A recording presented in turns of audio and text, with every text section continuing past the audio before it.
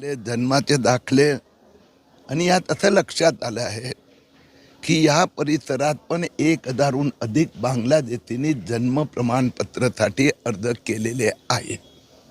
काही चौकशी झाली आहे, काहींची चौकशी होत आहे। महाराष्ट्रात 2 लाख बांगलादेशी रोहिंग्यांनी अर्ज केले।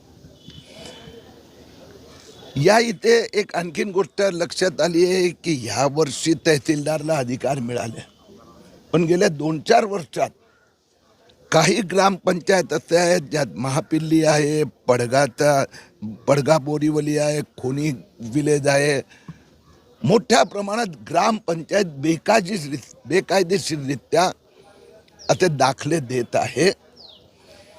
देवेंद्र फडणवीस यांनी स्वतः लक्ष घातलंय। आजच्या नंतर इथे नवीन कोणताही दाखला जोपर्यंत मंत्रालयातून क्लेरिफिकेशन येत नाही दिला जाणार नाही। हे ते प्रावधान आहे उशिराने जन्म प्रमाणपत्र। आता 60 वर्ष 70 वर्षाचा 50 वर्षाचे लोक इथे अर्ज करतात, तर 50 60 70 वर्ष होतात कुठे तुम्ही? आणि सगळे जे पुरावे घेतलेले सगळे फर्जी आहेत। म्हणून सगळ्या अर्ज ज्यांना दिले आहेत आणि ज्यांना देण्याची तयारी, या सगळ्यांचे इन्व्हेस्टिगेशन होणार। पुढच्या 1-2 दिवसात महाराष्ट्रात का अधिकाऱ्यांवर या घोटाळ्या संबंधात कारवाई पण होणार।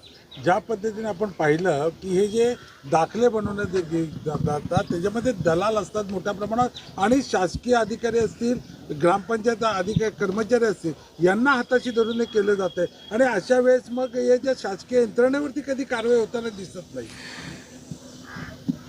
मी आपल्याला पहिलेच सांगितलं की 2 दिवसात आपल्याला अधिकाऱ्यांवर कारवाई दिसेल। मालेगाव पोलीस स्टेशनने माझी तक्रारीचा स्वीकार करून SITने धाडी घातल्या आहेत। त्यांचा प्रथम प्राथमिक अहवाल मंत्रालयात गेलेला आहे। दुसरी गोष्ट की शासनाने याला स्टे दिलेला आहे।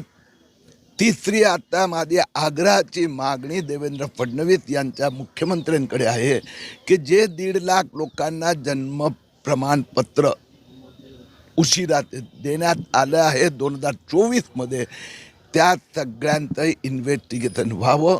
मी जे 3 ग्रामपंचायतीचं नावं दिले आहेत त्या ग्रामपंचायतीला पुढच्या काही 5-15 दिवसात मी स्वतः भेट घेणार आहेत, कारण की त्याच्या संबंधित भयंकरच माहिती आली आहे। ग्रामपंचायत काही कागद नसताना त्यांना दाखले देत आहेत।